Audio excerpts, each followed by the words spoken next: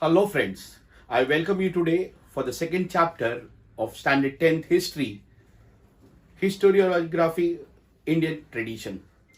If you remember in chapter number 1, we talked about the three sources of history, that is, the written source, the material source and the oral source. In chapter number 1, we also discussed that the entire period of history can be divided into three parts, that is, the ancient history, medieval history and modern history. In the last lecture, specifically, we talked about historiography development in the West. What are we going to discuss today? We are going to talk about historiography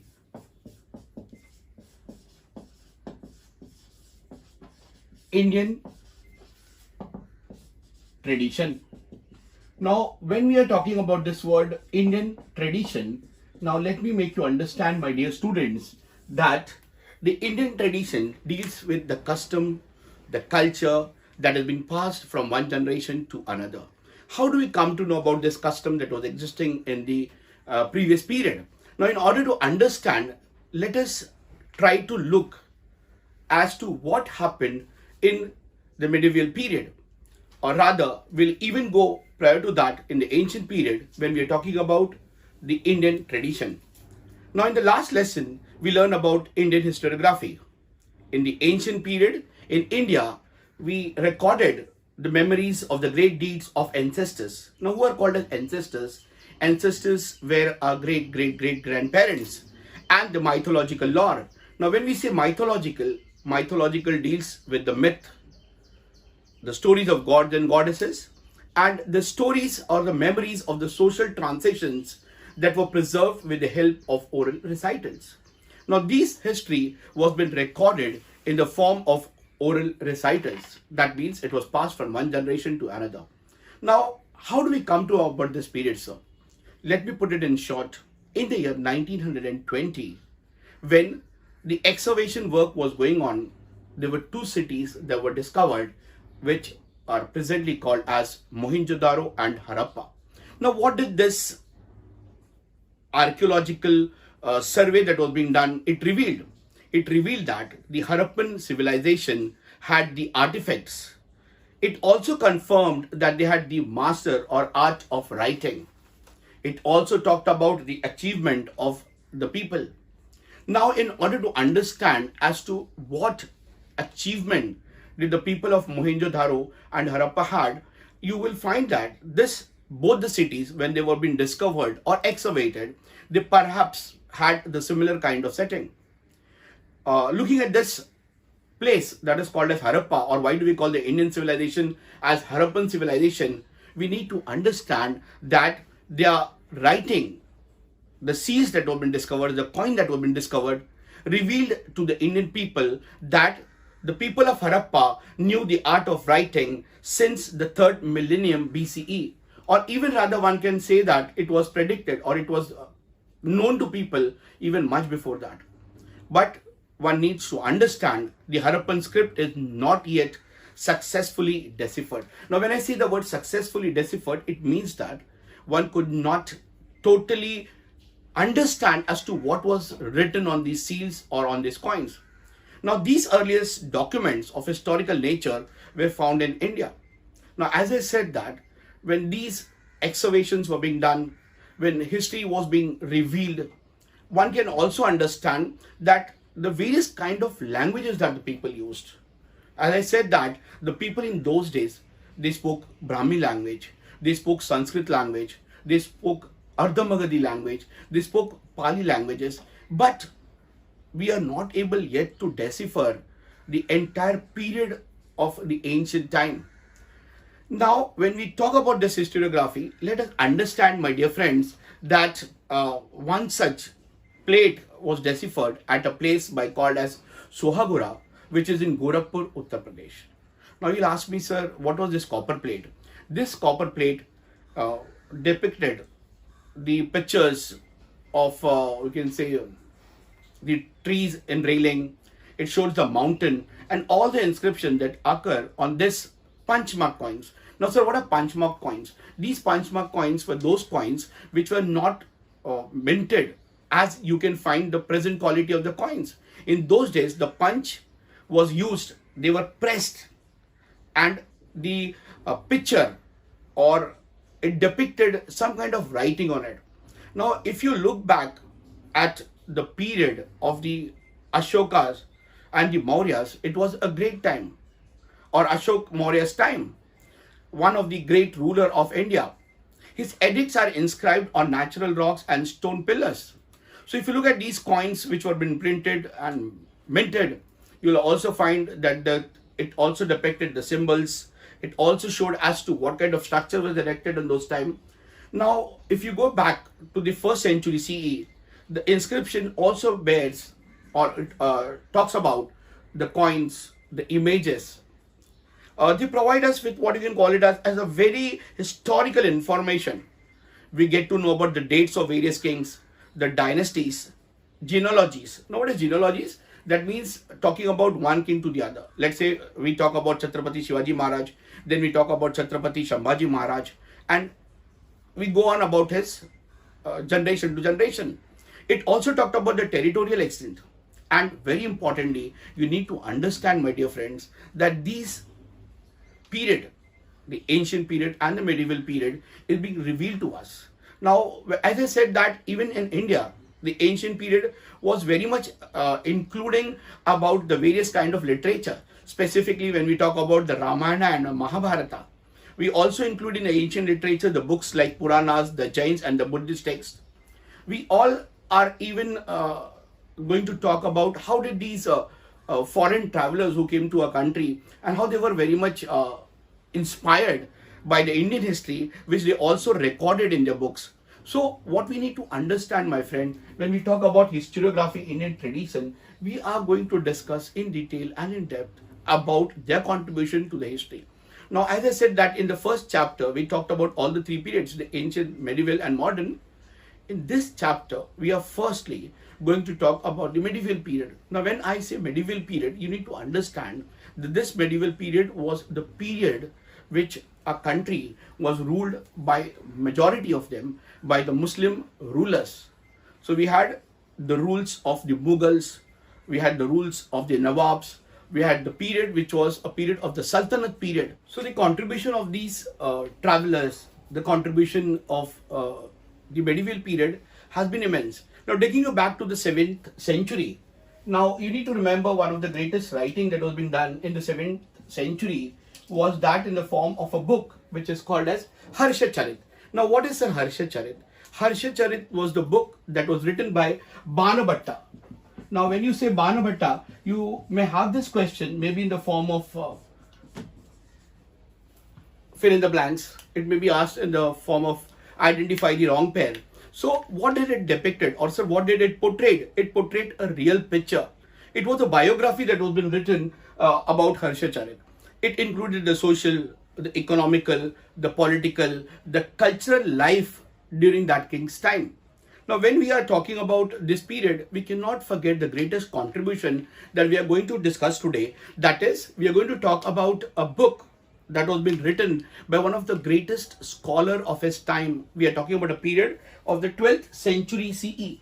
Now, when I say 12th century, you need to understand, my dear students, that this was a period which was ruled rather by the Nawabs, the Peshwas, the Mughals, or rather we had a system where there were kings that were governing, ruling the various states. Now, one such great period that we can discuss is about the 12th century. Talking about the 12th century CE, it talks about the history of Kashmir.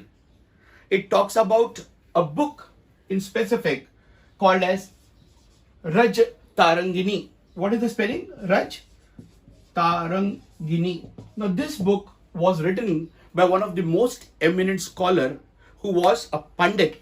He was called as Pandit Kalhana. Now, this book, what did he do? He wrote about the achievements of the rulers.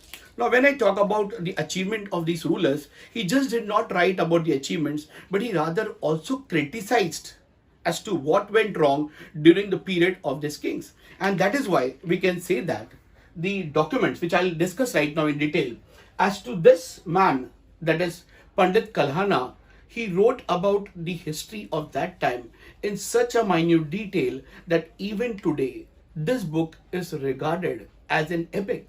It regarded as a benchmark. Rather, even historians today who want to study about the medieval period, specifically with related to the rulers of Kashmir, they refer to this book. Now, when we talk about historiography of India, let me take you to a very important state, that is Jammu and Kashmir. The period of this, the medieval period, began with the writing of Rajatarangini, which means River of Kings. So here, this book was written by a great historian who was a very beautiful narrator, a writer, and also a great historian. Why do I say so? Because he was an eminent personality. He wrote the book Rajatarangini in Sanskrit language. When we talk about this writer, he did not write the history just because he had to write it, but what he did, he critically examined all the various sources like inscriptions, coins, remains of ancient monuments, dynastic records, and local traditions. Talking about this man, Kalhana, he was from a Pandit family and he had immense knowledge. And though he wrote it in Sanskrit and he was working in the court of Mughals, but he wrote what he felt that should be written. So if you look at the record, what he had written in Rajatarangini, he gives you a very clear picture if you want to study about the medieval period. And many historians even today, they refer to the books that were written by Kalhana. Now when we talk about the medieval period, let us not forget that the court of the Muslims, if that time, if you remember, the medieval period was, majority of them were ruled by the Muslim rulers. Now these Muslim rulers were very much influenced by Arabic and Persian historiography. Now when I say Persian, I said Arabic and Persian. Now Arabic and Persian are most popular language today, what you can call it as in the Middle East countries. And when you talk about the word Persian, Persian is a language which is spoken totally by the people of Iran. It is also spoken by the people of Tajikistan, in the few provinces of Afghanistan. You can also do your diploma, you can do your MA, you can do your B.Ed, specifically in the subject of Persian. Now the word Persian, why I'm using it with so much of in detail, why am I using this word Persian? Because Persian language had a great influence, or rather, to put it in a very simple line, it was at its peak during the time of King Akbar. Now what happened is, when these historians wrote the history, they did not just limit it only to the recording of the bravery and the policies or of the welfare, but he also included the positive and the negativity of it. He talked about the failing and the incorrect policies that were being used then. So Kalhana, Ziauddin Barani book, Tuzuk-e Babri or Tariq-e-Firoz Shahi, there were some of the good work that were being done by these kings or by the rulers. Now let us have a look as to what was the greatest contribution of Akbar, who was one of the greatest king of his time. Now when we talk about Akbar, you remember he had 9 jewels in his court. One such famous among them was Abul Fazl. And what did Abul Fazl did? He contributed greatly, who scrutinized, who went through each and every article. Now, if you look at the historians, whether it was Abul Fazl, whether it was Ziauddin Barani, or whether it was Kalhana the Pandit, they all talked about the beauty that was there during the time of the kings. If you remember in the case of Kashmir, or you talk about the Dakhan rulers, that is the Delhi Sultanate, they had a period where it was all about the flora. The meaning of the word flora is name of a girl, we all know that. But flora here means flower, the various kind of flowers that grew during that time. Now, one of the important aspect, if you look at it, you realize that in your textbook, you'll find that there is a particular column which is given, which talks about the various writers of that time. And many such great writers who wrote about that time, who talked about how to collect the various materials, or rather how to write down about that time, or they even talked about what you can say is the authentic history. Now, these historians, you need to remember, my friend, during the medieval period, were not biased. they did not write in favor of the kings. But yes, one thing you need to remember, that this was also the period when you can say that the pictures came into existence. So if they wanted to express something, it was even been expressed in the form of pictures. Now if you look at another great writer that we need to remember is Al-Biruni. Al-Biruni.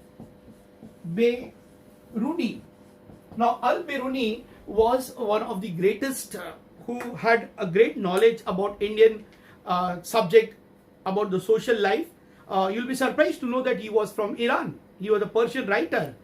And many of the books that were written about by the foreign scholars at that time, among a few to name, if you remember one of the greatest name, Hasan Nizami's Tajul Ma'asir, or it was Minhaj-i-Siraj, that is Tabakat-i-Nisari.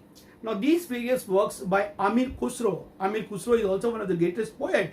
Tuzik-e-Taimuri, which talks about the King Taimur. The autobiography where he talks about, if you remember, the recent actor whose surname created a lot of controversy, if you remember, in the Indian film industry. If you remember, son of Saif Ali Khan and Kareena Kapoor, absolutely right. So he wrote about the period of Tariq or history about this king. The other man who also invaded India, who talked about Tariq Mubarak Shahi. Mubarak is, congratulations, it was written by Yahana bin Ahmad Sirhindi. Their account provides us with historic information of the Sultanate period. Now these accounts of the foreign travelers in India are also important. Now some of these travelers, among them are Ibn Battuta. You would have heard the song also, Ibn Battuta. And there were many other scholars like Abdul Razak, Marco Polo, Niccolo Conti, Barbosa, and Domingo Space. Their writing provide us rather with a great information of medieval India. Some Indian writers also who were very peculiar, famous, Verishwar Das Nagar, Bhimsen Saxena, Kafi Khan, Niccolo Manusi, were among the great historians of Aurangzeb times, whose accounts are important as the sources of Mughal history. Now, what did these writers do? What was their contribution, sir? Majority of them are from foreigners, majority of them who were working in the court of the Mughal emperors.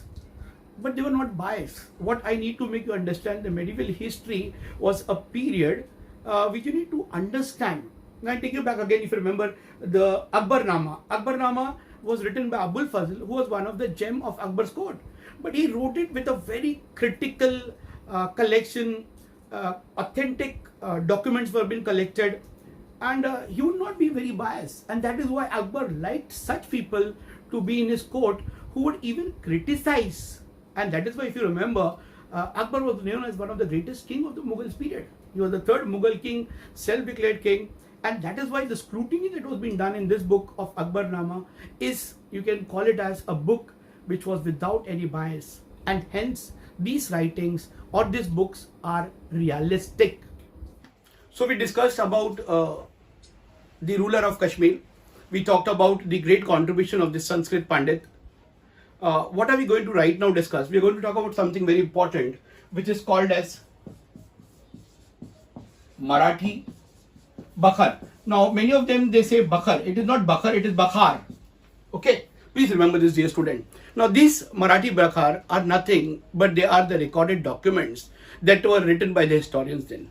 Now, what did they, sir, actually had in this Bakhar? These Bakhar were describing about the period of a particular king. Now, let's say, for example, one such famous Bakhar was called as Sabhasad Bakhar. Sabhasad Bakhar. Now, what was the Sabhasad Bakhar? The Sabhasad Bakhar wrote about, or they write about, the period of Chhatrapati Shivaji Maharaj. And when was this written? It was written during the time of his grandson, that is Chhatrapati Rajaram Maharaj. So the question may come, Sabhasad Bakhar is about the praise of Chhatrapati Shivaji Maharaj. And when was it written? It was written during the time of Chhatrapati Rajaram Maharaj. Okay.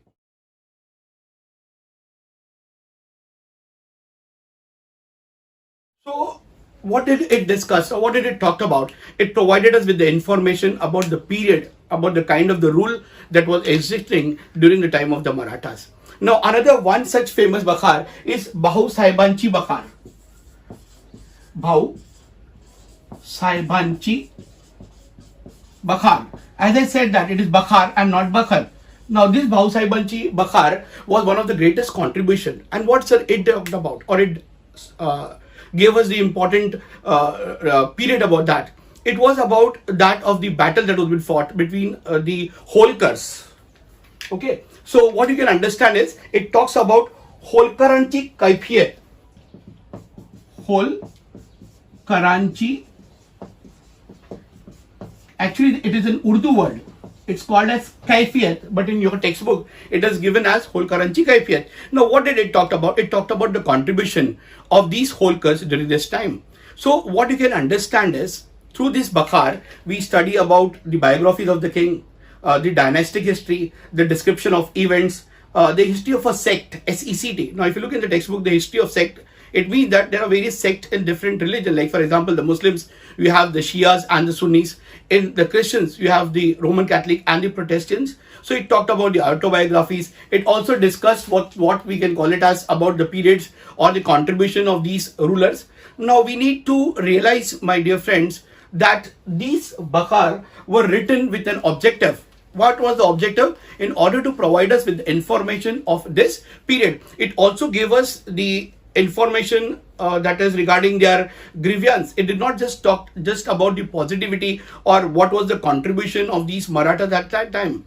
But if in order to make you understand, my friend, Bahu Sahibanchi Bakhar, which he wrote about the Holkars were the famous rulers of Indore, which is presently in Madhya Pradesh. So what you understand that we studied in this Bakhar about the mythologies and the state administration that was done by the king. So whether it was the rule of Chhatrapati Shivaji Maharaj, whether it was rule of the Holkars, this entire thing is being covered in what called as in the Marathi Bakhar.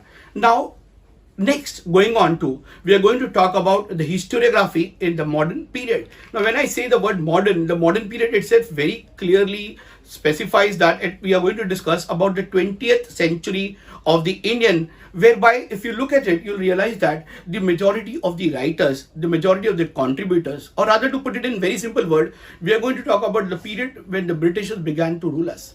So rather, I would say that we're going to talk about an period. We start again, Teen Ka Fund, as I said, we begin with the period that is 1757. That was the last battle of Plassey, where the Mughals were being defeated. Then we are going to continue from 1757. We are going to come to 1857. We are going to talk about the national uprising of 1857, and then we are going to talk about the independence of the country. That is the period of independence. Now, this three period is all being written in the book by these British writers. Now, these British writers were very much inspired with the history of India. Let me tell you that these officials, they wrote about Indian history. The writing even displays to us the influence of the colonial policies of the British. Now, what is colonial policies?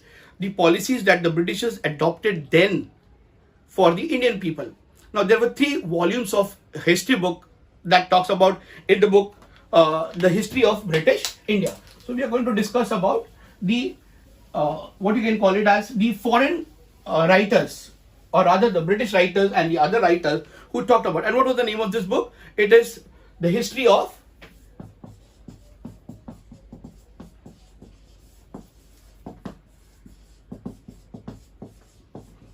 British India. Now, let me tell you, my dear friends, that when we talk about these foreign writers were very much influenced not by the kind of the policy that the British adopted for the betterment of the people. We all know that the Britishers came here to our country not in order to develop our country, but rather they came with an objective of looting our country. So many times there have been contradiction about the writings of the Britishers, and that is why we cannot totally accept the policy of the Britishers. So we are talking about the 20th century. Now, when I say 20th century, my friends, we are going to talk about the archaeological discoveries that were done in the 20th century. The 20th century is also described as the modern period of history.